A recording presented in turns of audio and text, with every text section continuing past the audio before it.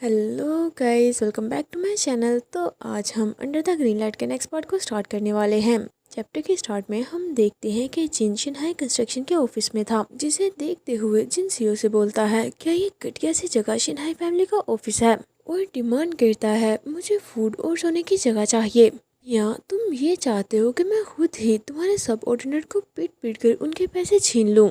जिस पर सीईओ बोलता है मुझे लगता है कि शायद मैं ऐसा नहीं कर पाऊंगा। जिस पर जिन बोलता है आखिर तुम ऐसा क्यों नहीं करोगे। सीईओ बोलता है ऐसे लोगों को धमकाने से तुम्हारा कुछ भी भला नहीं होने वाला, इनके पास तो अपने नाम के अलावा कुछ नहीं है और न ही ये किसी चीज को खोने से डरते हैं। जिस पर जिन पूछता है तो तुम उसे ऐसा काम करवा ही क्यों रहे हो जिसमें मुझे तुम्हारे लिए लोगों को मारना पड़ेगा। तुम इनमें से भी तो किसी को चुन सकते थे ना। चलो छोड़ो इसे, मुझे लगता है कि ये लोग इतने काबिल ही नहीं। जिस पर सीईओ बोलता है तो चलो दिखाओ मुझे तुम किस वजह से इतने ज्यादा कॉन्फिडेंट हो। अगर तुमने खुद को यूजफुल प्रूव कर दिया तो मैं ओपन आर्म से शिनहाई फैमिली में तुम्हारा वेलकम करूंगा।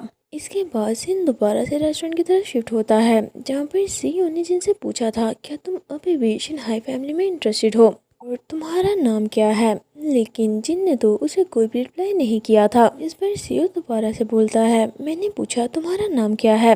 जिन बोलता है मेरा कोई नाम नहीं। इस पर सीईओ कहता है मैंने अभी अभी सुना कि शॉपकीपर तुम्हें जिन बुला रहा था। वेल, अगर तुम्हें इस वर्ड में नई शुरुआत करनी है तो तुम्हें एक नया नाम तो चाहिए ही होगा। क्या तुम मुझे ये ऑनर देना चाहोगे। ये बोलते हुए वो अपनी पॉकेट से पेन और पेपर निकालकर वहाँ पर लिखने लगता है कि ब्राइट मतलब कि चेंग और वू का मतलब होता है जेड, तो तुम्हारा नाम हुआ चेंग वू, ये कैसा रहेगा। और स्माइल करते हुए पेपर जिन की तरफ बढ़ा देता है, जिस पर जिन भी उस पेपर को लेकर काफी गौर से उसे देखने लगा था। और फिर वो उसके पास बैठकर पूछता है तो अगर मैं एक ही कर जाता हूँ तो मुझे एग्जैक्टली करना क्या होगा। इस पर सीईओ पूछता है तुम बताओ तुम क्या कर सकते हो।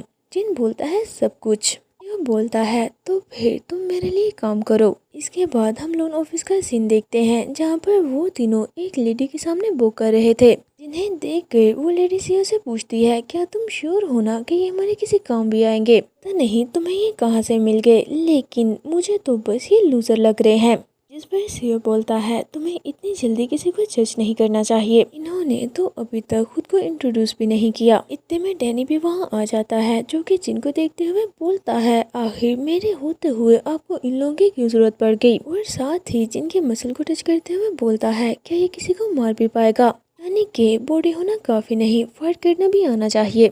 इतने में वो लेडी भी जिनके बिल्कुल सामने आकर पूछती है कि तुम लोग यहाँ क्या कर रहे हो, क्या तुम्हें थोड़ा सा भी आइडिया है कि इस बिजनेस में कितना खतरा होता है।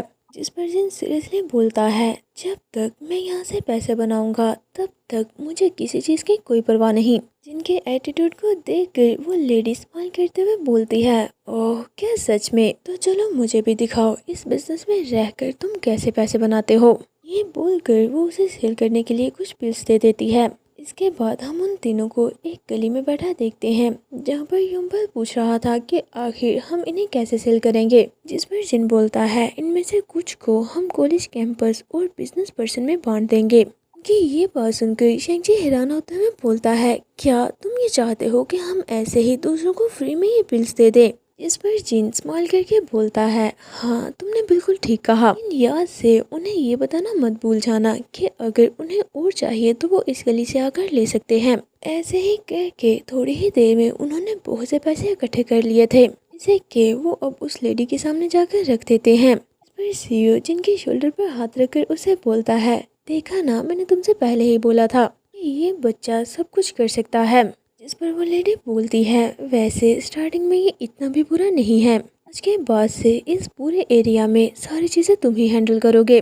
जिस पर डैनी जल्दी से बोलने लगता है लेकिन जावा ये तो मेरा काम था ना। ये जावा लेडी कोई और नहीं बल्कि मैडम चेयरवुमन है। जिस पर सीईओ भी बड़ी सी स्माइल करते हुए जिनके हेयर्स को रब करके बोलता है हम सभी यहाँ पर फैमिली हैं, वो आज के बाद से तुम भी हम में से एक हो। जिन चैंग वो अच्छे से काम करना, क्योंकि ऐसा करने पर जिन तो चिढ़ते हुए बोलता है मेरे बालों से अपने हाथ दूर करो।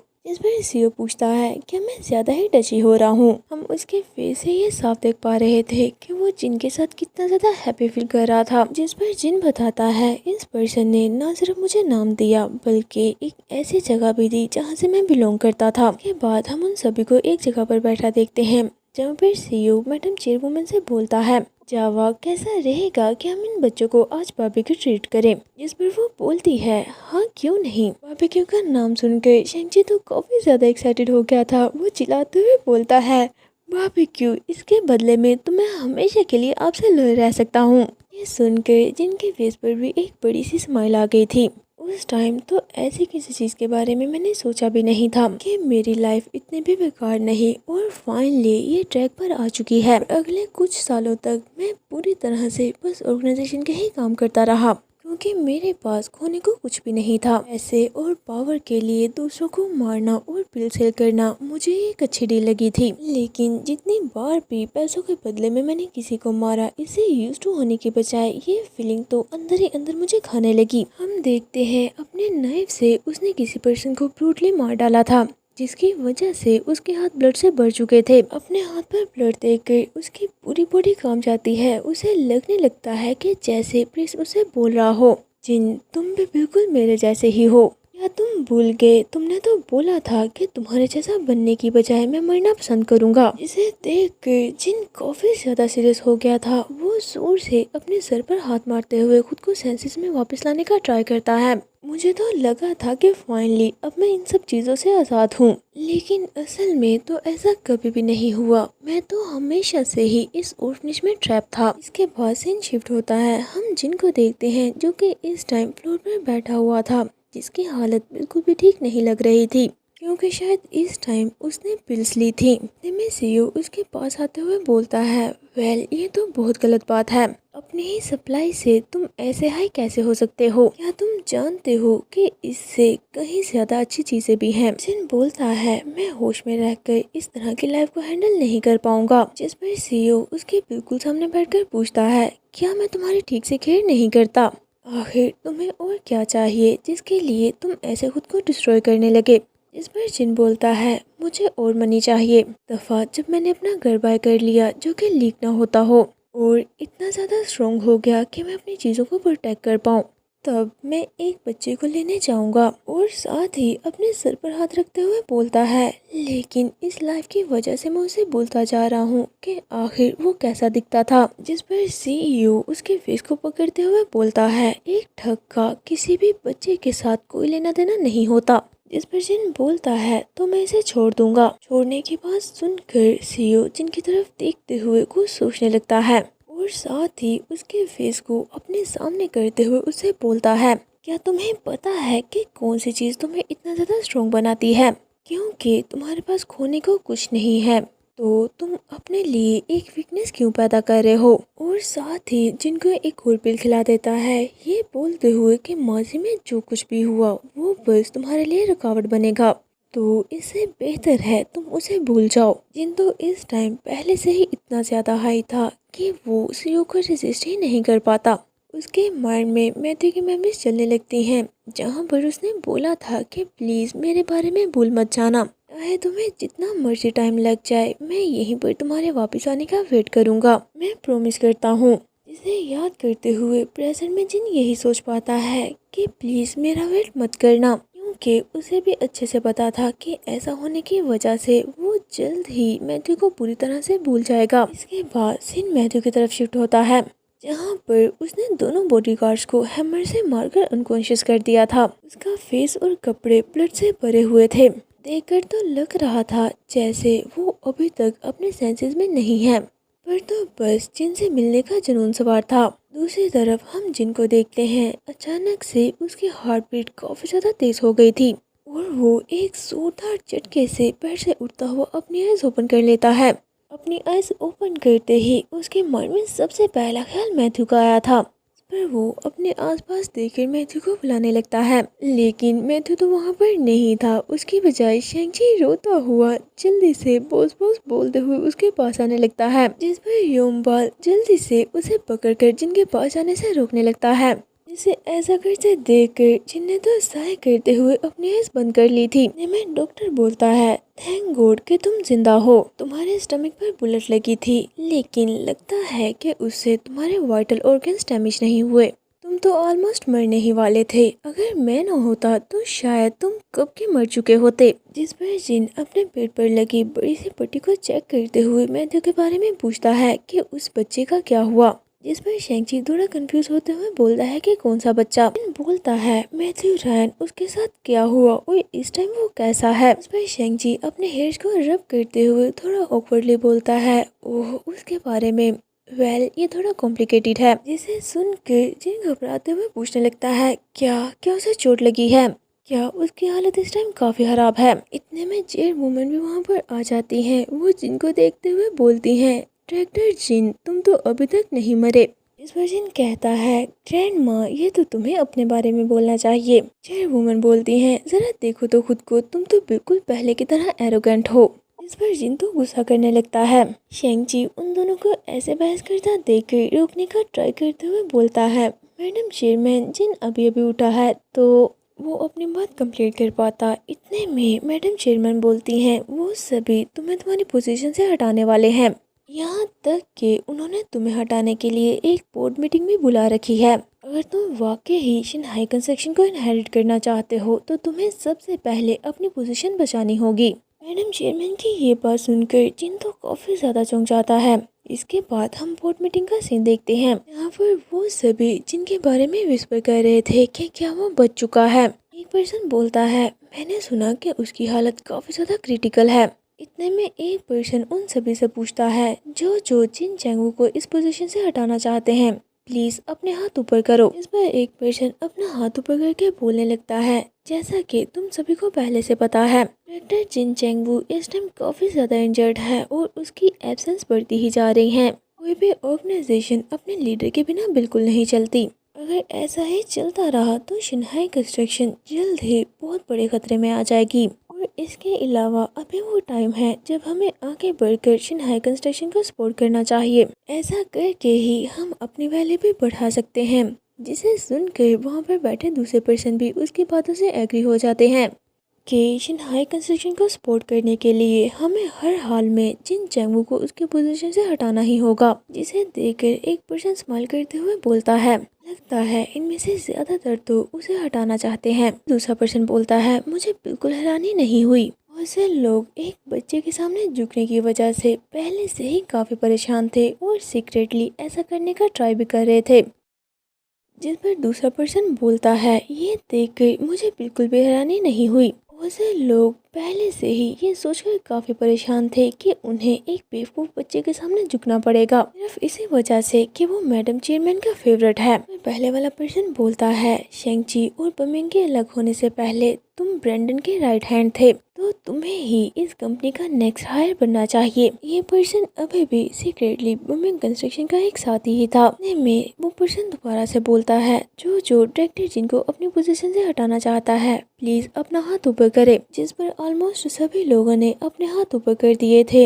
ये देखकर वो बोलता है, अगर मेजॉरिटी जिन चैंगू को अपनी पोजीशन से हटाना चाहती है तो हम ऐसा ही करेंगे। वो ये बोल ही रहे थे कि इतने में जिन जोर से डोर को किक करके अंदर आ जाता है। हम देखते हैं कि इस टाइम वो व्हीलचेयर पर था, जिनको देखकर सभी ट्रैक्टर्स काफी ज्यादा घबरा जाते हैं। के साथ उसके और भी सब ऑर्डिनर्स थे। वो उनके सामने आते हुए काफी कूल वे में बोलता है, मैं तो अभी भी जिंदा हूँ और किक भी कर पा रहा हूँ, तो बताओ किस अथॉरिटी की वजह से तुम लोग ऐसा करने लगे। जिस पर एक पर्सन गुस्से से टेबल पर हाथ मारते हुए चलाकर बोलने लगता है, आखिर यहाँ वापस आने की तुम्हारी हिम्मत कैसे हुई। ये रूमर्स हर तरफ फैल चुके हैं कि तुम अपने लवर बॉय का कंट्रोल नहीं रख पाए, जिसकी वजह से तुम्हें शूट कर दिया गया।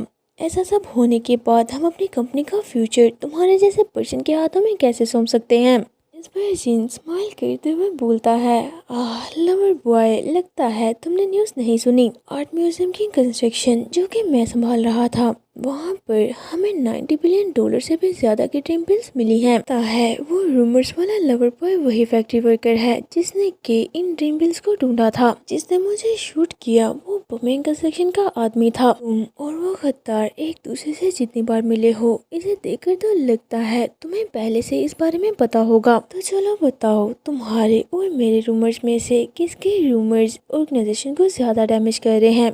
मैंने ऐसा करने के लिए तुम्हें इस चेयर पर नहीं बिठाया था। मैं युम्बा मेन पर्सन के पास जाकर उसके शोल्डर पर हाथ रखते हुए दोबारा से वोट करने का बोलता है।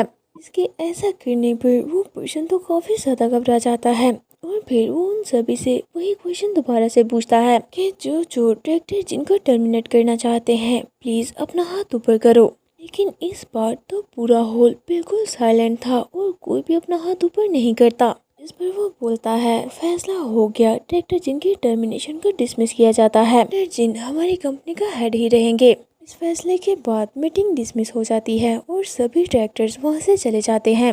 उनके जाने के बाद जिन युम्बाल को बुलाता है। इनमें से जितने भी लोग पुमेन कंस्ट्रक्शन के साथ मिल चुके हैं, उन सब पर अच्छे से नजर रखना। ये बोलते हुए जिन खड़ा होने का ट्राई करता है, लेकिन ऐसा करने की वजह से उसे इतनी ज्यादा पेन हुई थी कि दर्द के मारे वो चिल्लाने लगता है। इसे पेन में देखकर वो दोनों जल्दी से संभालने लगते हैं। शेंगची चिल्लाते हुए बोलता है, बॉस क्या आपको पेन हो रही है? ओह, मैं ऐसे बकवास कैसे कर सकता हूँ? ऑफ कोर्स आपको हर्ट हो रहा होगा। आपके स्टमक में तो एक बड़ा सा होल है कि अभी तक ठीक से हील भी नहीं हुआ। जिनको तो अपने फोन में काफी ज्यादा पेन हुई थी, लेकिन वो खुद को एक स्ट्रॉन्ग मैन फील कराते हुए यही बोलता है, मुझे थोड़ा सा भी हर्ट नहीं हो रहा। लेकिन शेंगची तो उसकी बात बिल्कुल भी नहीं सुनता। वो खुद से उसे सपोर्ट करके ले जाने लगता है। जिन बोलता है, और सबसे इम्पोर्टेंट चीज, मैं मैथुरान को देखना चाहता हूँ कि आखिर वो कितना बैडली हर्ट हुआ है। फिर शेंगची बताता है, नहीं वो हर्ट नहीं हुआ।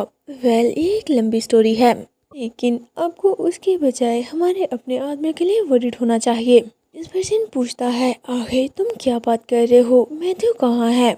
शेंगची बताता है, एक्चुअली वो इसी बिल्डिंग में है। इसे सुनकर जिन काफी ज्यादा चौंक जाता है कि क्या? वो बताओ उसके साथ क्या हुआ है?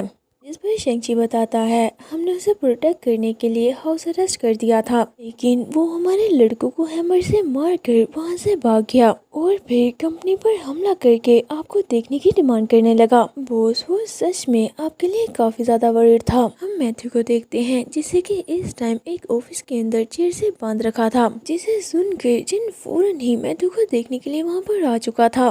डोर ओपन करने से पहले वो वहाँ खड़ा कुछ सोचने लगता है। थोड़ी देर बाद जैसे ही वो डोर ओपन करके अंदर आया था, तो मैथ्यू भी उसकी तरफ देखने लगता है। वो मैथ्यू को देखता है, जिसने कि अभी भी ब्लड से भरे हुए वही क्लोथ्स पहन रखे थे। उसके मुंह को टेप से कवर करके वहाँ पर बांधा हुआ था। इसकी ऐसी हालत देखकर जिन सोचने लगता है, मैंने तुमसे बोला था कि मेरा वेट करना, लेकिन इस बेवकूफ ने तो मेरी बात बिल्कुल भी नहीं सुनी। जिस पर वो गुस्से से उसे पूछता है कि आखिर तुम क्या सोच रहे थे? मैंने सुना कि तुमने मेरे लड़कों पर हैमर से अटैक किया था। तुम्हें क्या लगता है कि तुम कोई ठग हो, जिसकी वजह से तुम बिना सोचे समझे ऐसा करते फिर रहे हो? और साथ ही उसके फेस से टिप हटाकर पूछता है, अगर तुम्हें इस बारे में कुछ बोलना है तो जल्दी बोलो। लेकिन मैथ्यू तो कुछ भी नहीं बोलता। वो बस चुपचाप अपना फेस नीचे कर लेता है। थोड़ी देर तक उस रूम में कम्प्लीटली साइलेंस हो चुकी थी। जिस पर्सन बोलता है, हे मैं तुमसे कुछ पूछ रहा हूँ। हम मैथ्यू को देखते हैं, जो कि फेस नीचे किए रो रहा था और उसकी बॉडी बुरी तरह से कांप रही थी। वो रोते हुए बोलता है, मैं डर गया था। तुम मेरे हाथों में अनकॉन्शियस पड़े हुए थे और साथ ही तुम्हारी बॉडी से काफी ज्यादा ब्लीडिंग हो रही थी। उसके बाद से मुझे तुम्हारी कोई खबर नहीं मिली। मुझे तो ये भी नहीं पता था कि तुम मर गए या जिंदा हो। मुझे लगता है कि उस टाइम मैं अपने कंट्रोल में नहीं था और बस बिना सोचे समझे मैंने ऐसा कर दिया। क्योंकि ये बात सुनकर जिन चिल्लाते हुए बोलता है, मैंने तुम्हें बोला था ना कि मेरा वेट करना।